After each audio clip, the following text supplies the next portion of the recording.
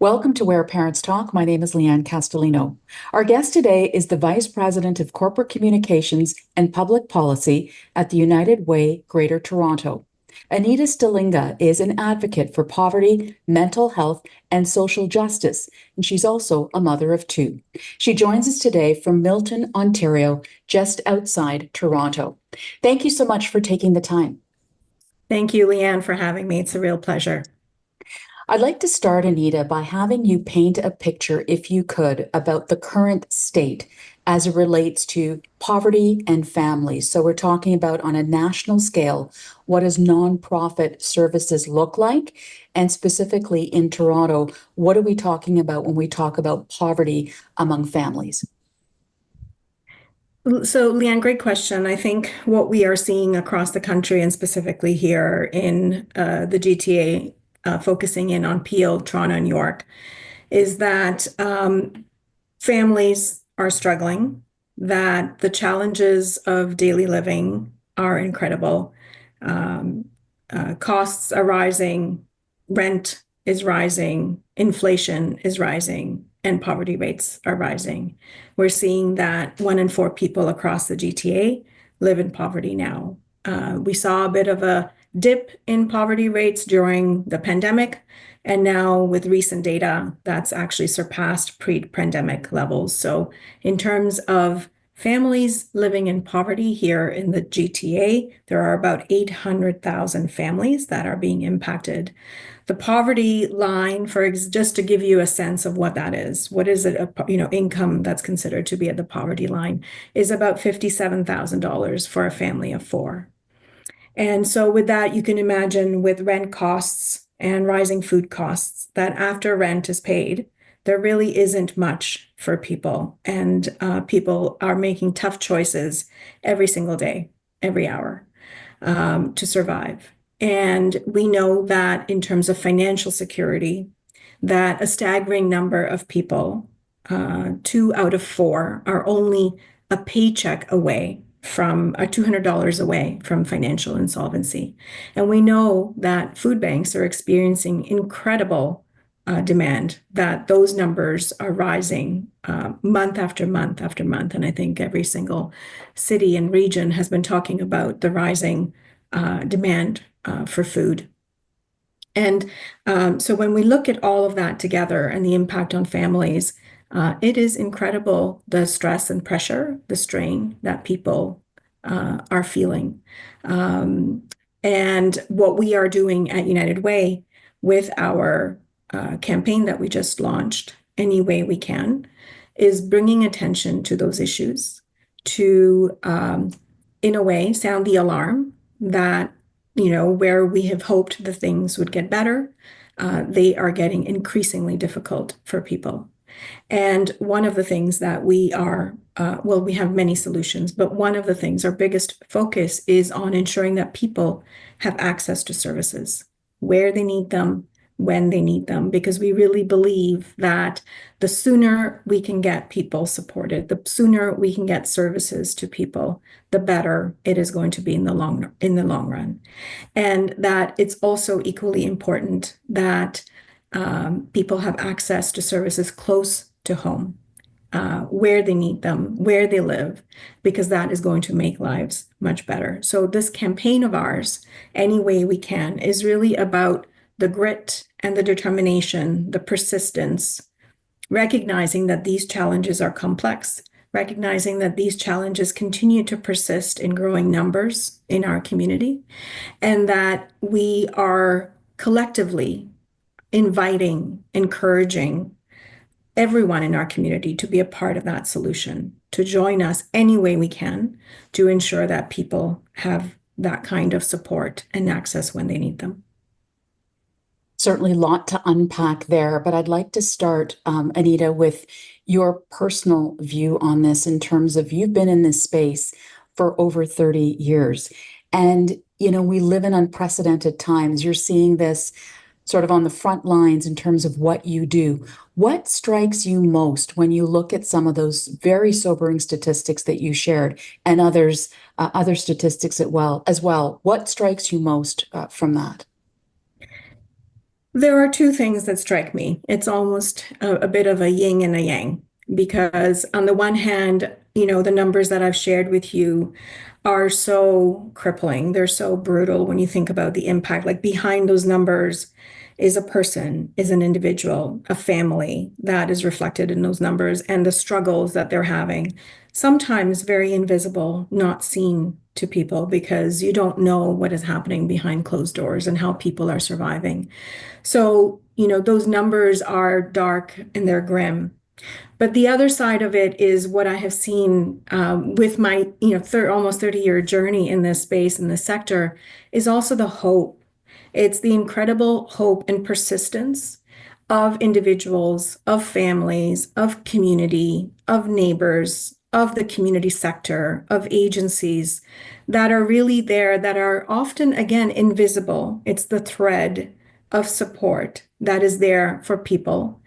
And that is such a vital glue that supports people, that really helps to build a strong, safe, connected neighborhood.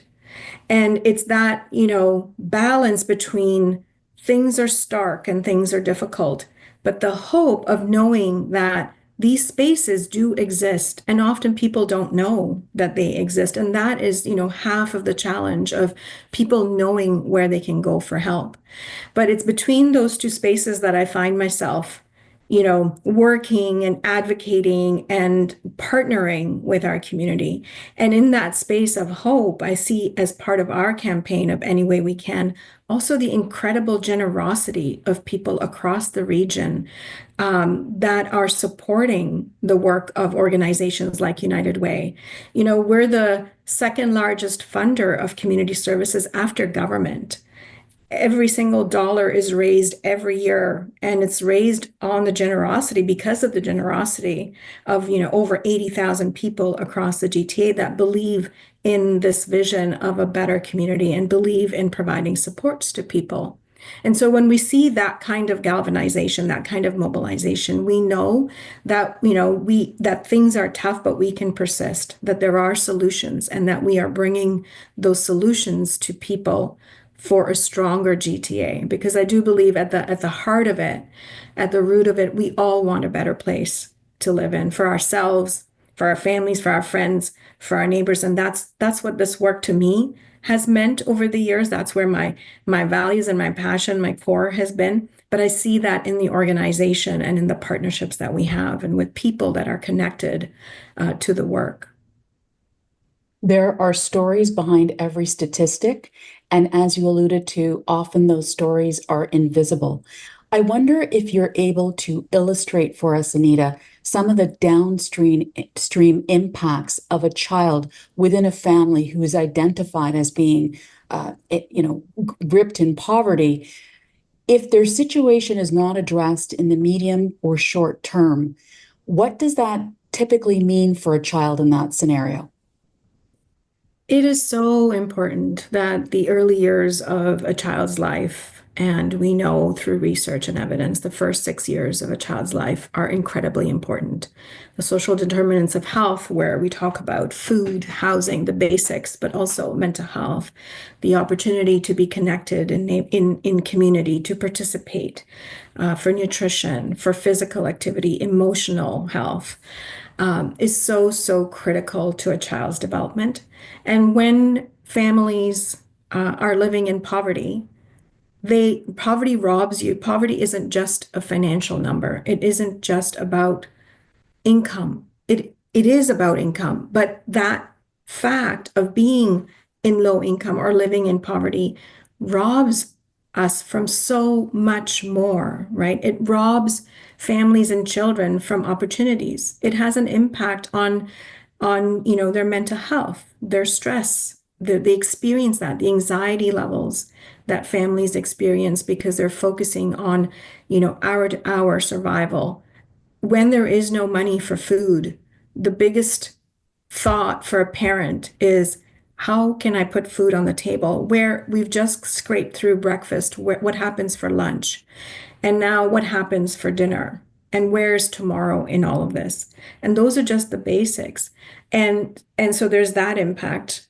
There's the ability for children to attend school, to focus, to participate, good grades, those are all impacted by these things. And then sometimes we don't think about this, but poverty robs us of so much opportunity.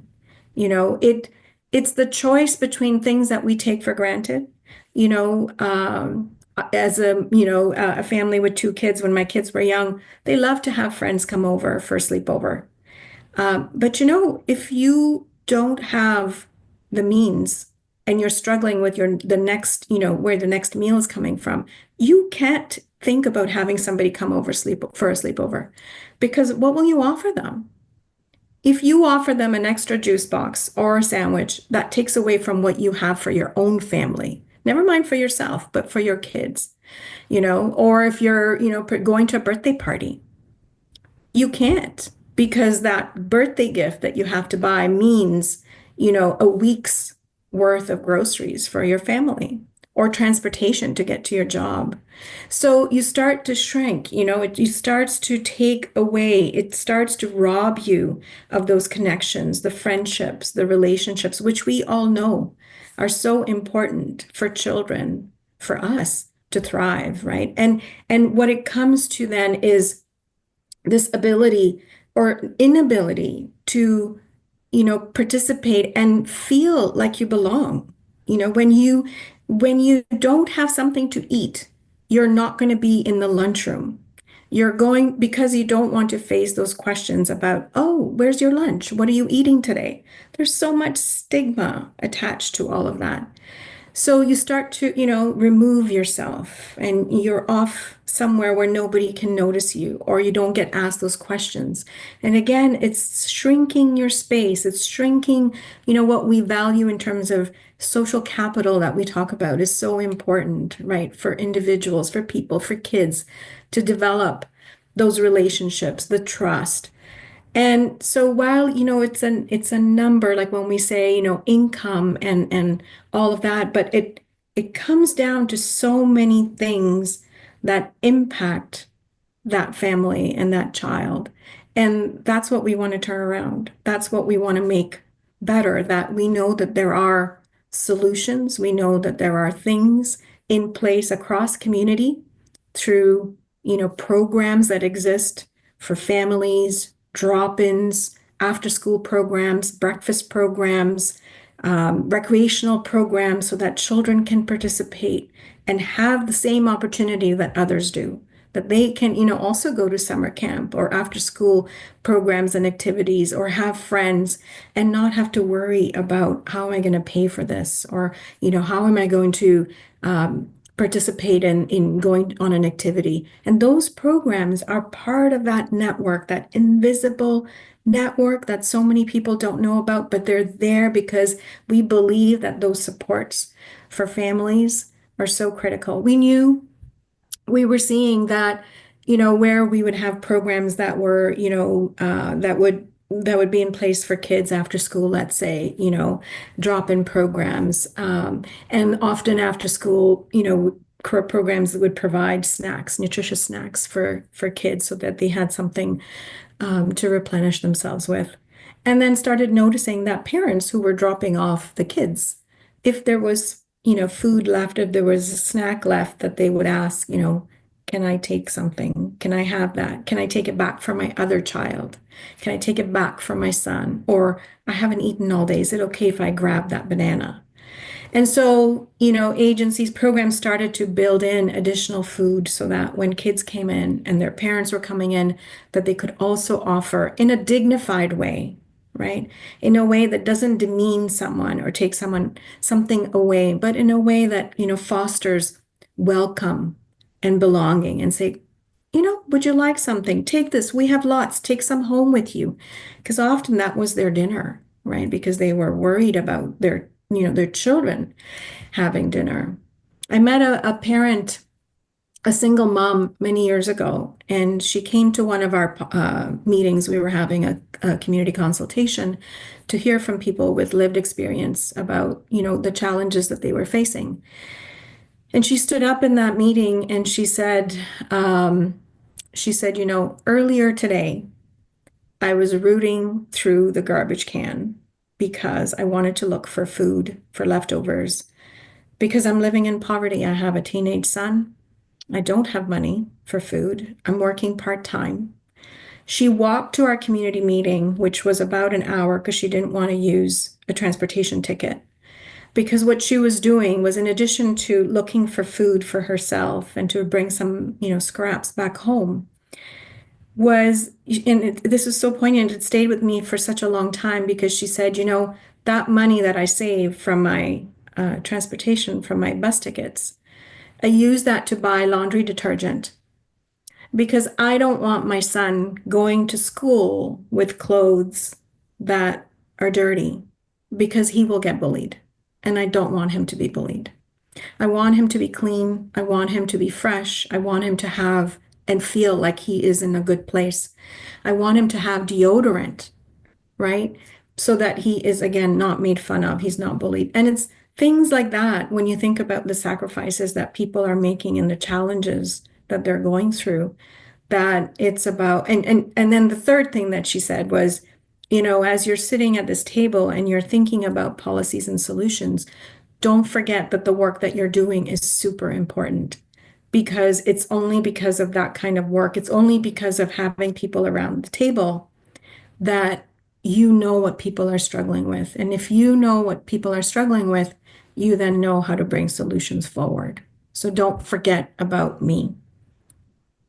You It's know, such a visceral example that you share, Anita, relatable and so important because I think one of the things that often happens, certainly today, is we see the statistics, we watch the stories, we read the headlines, but there might be a certain desensitization on some level because everyone's got some kind of struggle that they're dealing with to the statistics that you shared at the outset, right? But by painting the picture of what that looks like at a very, personal, tangible level, I think is so incredibly important.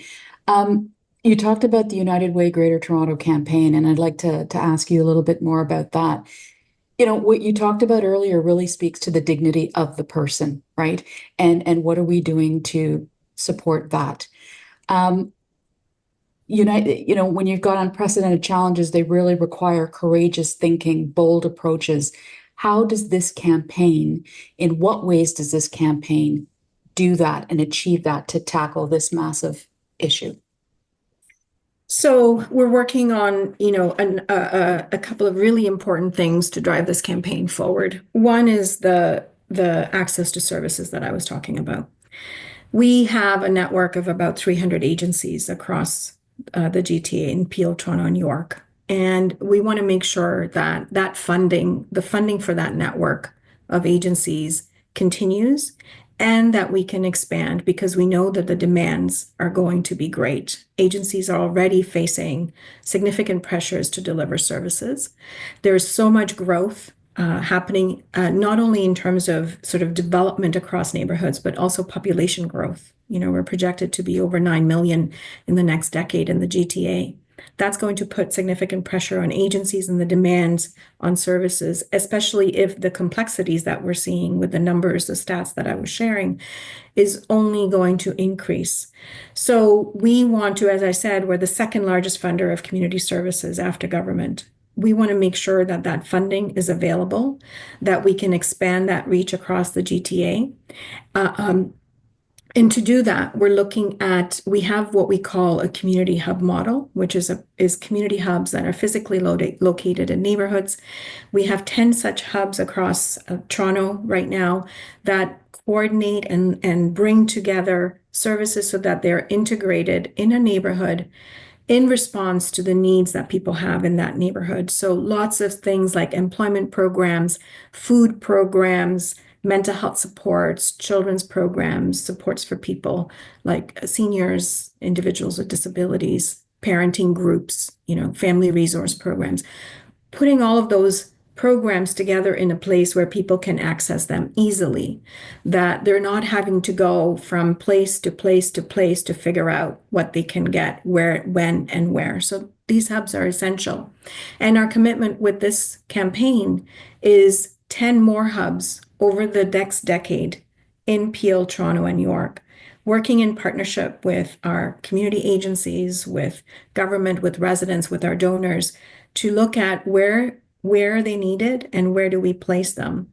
And so that is because community services are such an essential part of the fabric of community life, we want to make sure that they're there. As I was saying, with the growth that's happening and the redevelopment that's happening across cities and communities, people are also being displaced from their neighborhoods.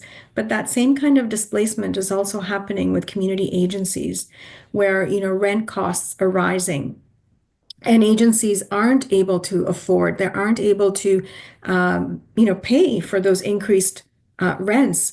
They're trying to survive on, very minimal funding, and they're super, super efficient in the way that they deliver services. Again, there isn't a lot of money for agencies to think about operating and overhead costs. And so with the community hubs, what we're also wanting to do is to make sure that community agencies can have spaces where they can deliver those services out of. And so we want to enable them with community ownership of those spaces.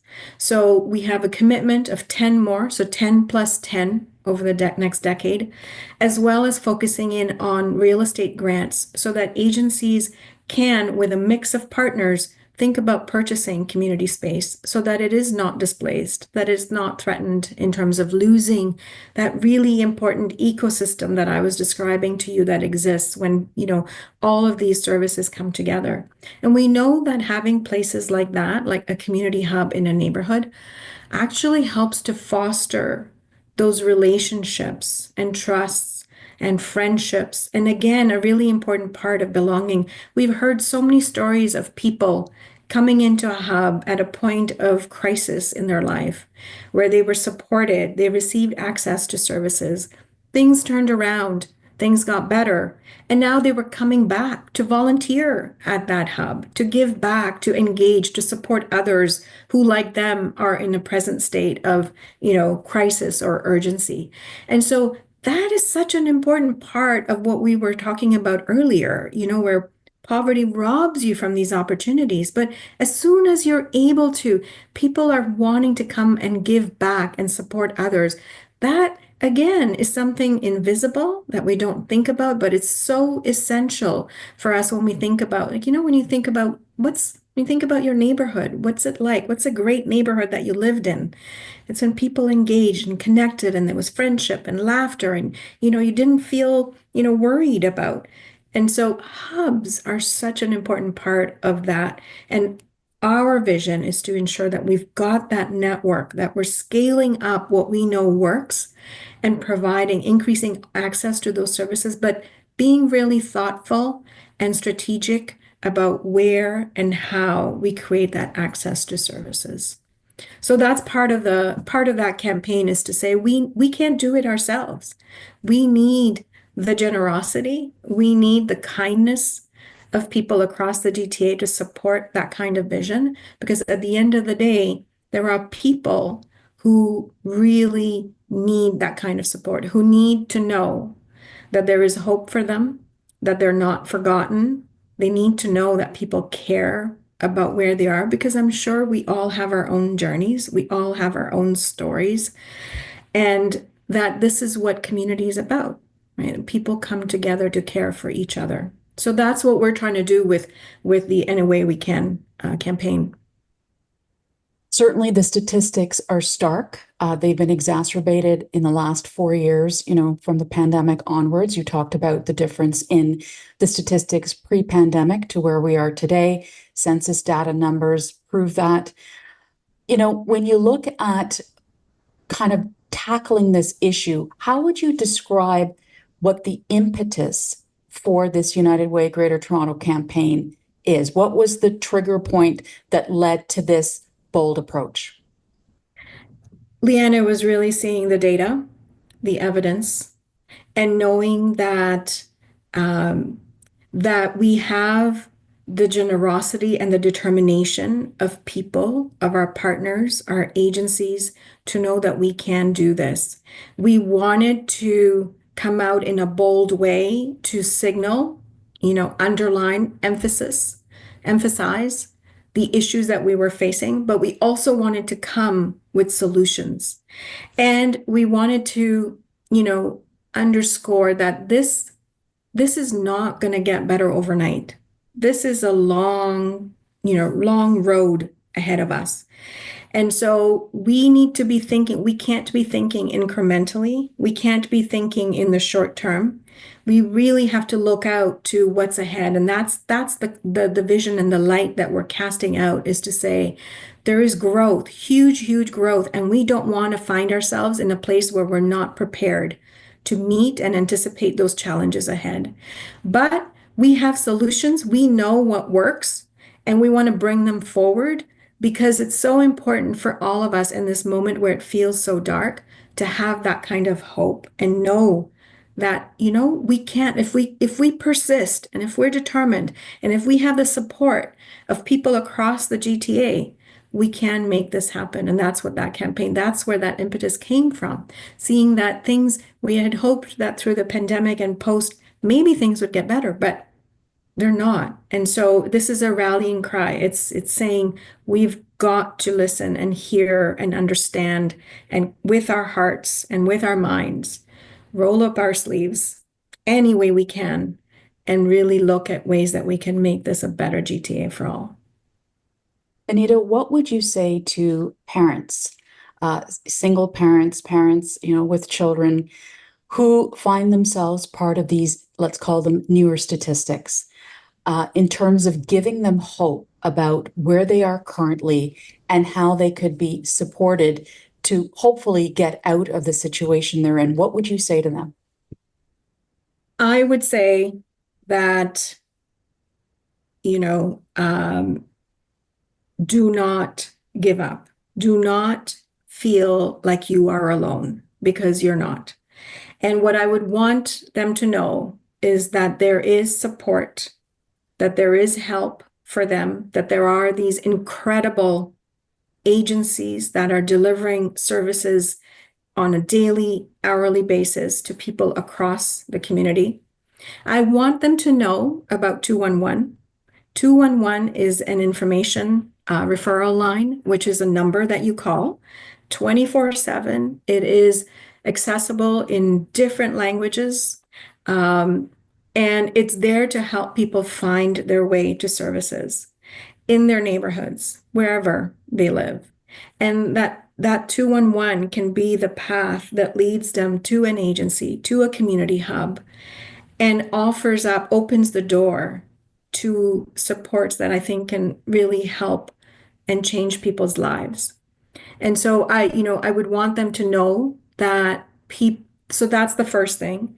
And then I would want them to know that people, that United Way and its partners and the donors and our stakeholders across the community do care, that people are working to make things better.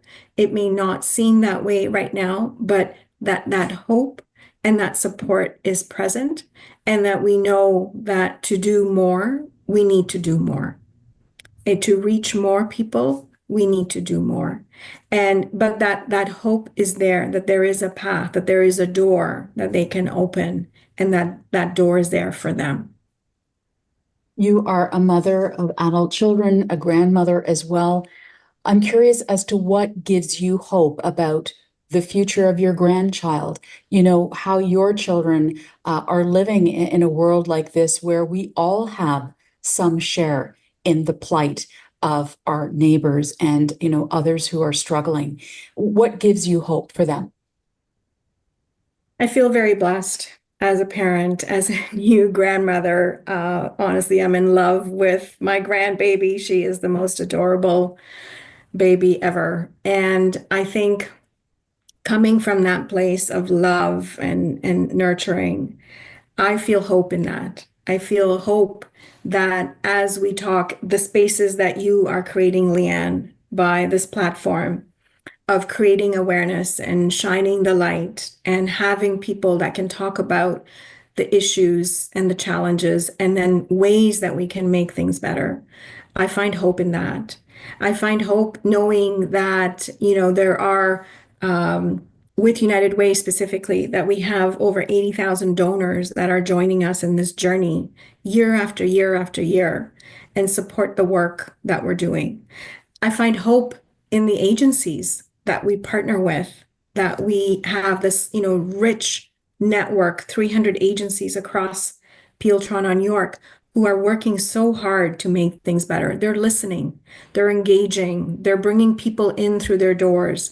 They're looking at ways to make sure that services are appropriate, they're culturally appropriate, that they're responsive to people's needs, that they're continually, adjusting and anticipating what those needs are. I find hope in all of those places. I find hope in the story that I shared with you about the young mom that I met earlier, and knowing that, I had stayed in touch with her over the years. And she eventually, with her determination, with the supports that she had, got a job, was able to move out of the place that she was in, got a much better place, made sure that our son was doing well in school. He's now in college. And we see the struggle that, she had, but she didn't give up. And in fact, she was walking kilometers to get to a place to say to people, keep doing what you're doing because it's so important. It's that kind of hope. It's that kind of, grit and determination, that things that we can and we will make things better. I think that's what we have going for us. Anita Stellinga, Vice President of Corporate Communications and Public Policy at the United Way Greater Toronto. Really appreciate your time and your insight today. Thank you so much for being here. Thank you so much, Lianne.